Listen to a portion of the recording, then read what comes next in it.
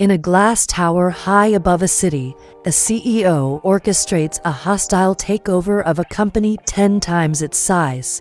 In a political campaign's war room, strategists craft a message that will dismantle their opponent without ever launching a direct attack. They are not using modern NBA playbooks or the latest political science. They are using a weapon forged in the crucible of ancient China, a 2,500-year-old code that remains the single most influential text on strategy ever written. This isn't just a book. For those who know how to wield it, it is the most dangerous weapon on Earth. The identity of its author, Sun Tzu, is shrouded in mystery. We don't know if he was a single brilliant general or a school of strategic thinkers who compiled their wisdom under one name. He lived during the chaotic spring and autumn period of China, a brutal, centuries-long era of near-constant warfare between rival states. This world of bloodshed and betrayal was his laboratory. To truly understand how revolutionary his ideas were, we must first understand the world he sought to change. Before Sun Tzu, warfare in China often carried a code of chivalry, a set of ritualistic, almost sporting rules.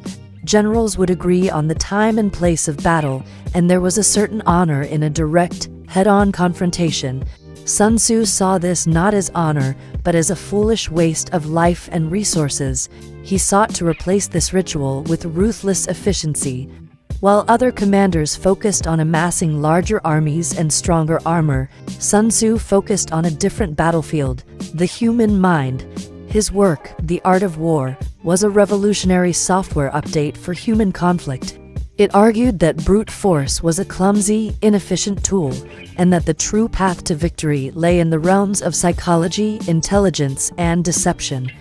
The book is not a collection of battlefield tactics, but a series of codes for controlling reality itself.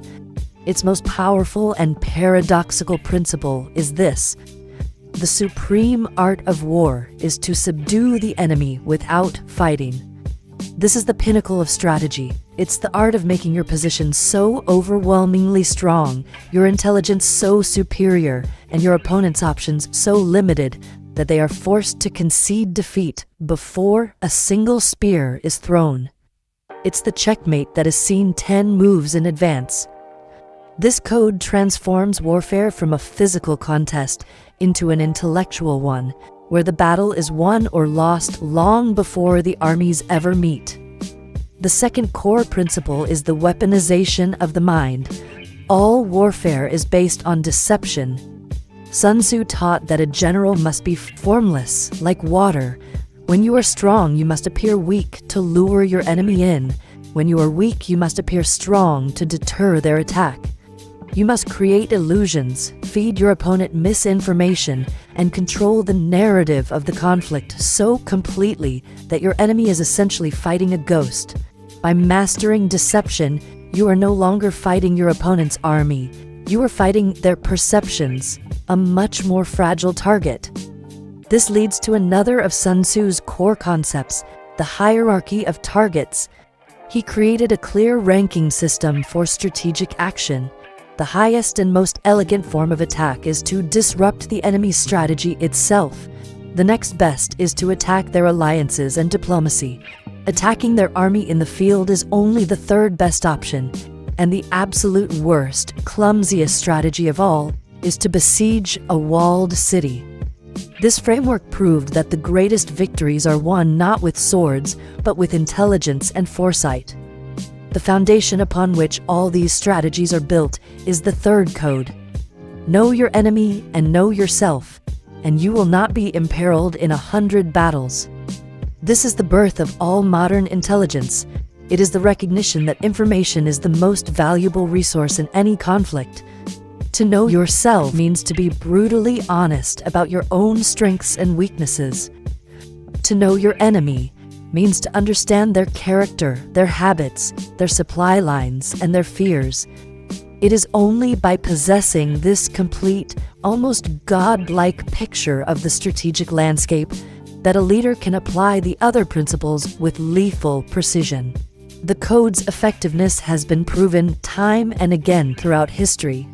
The tactics of guerrilla warfare, used by revolutionaries to defeat far larger conventional armies, are a direct application of Sun Tzu's principles of avoiding strength and attacking weakness.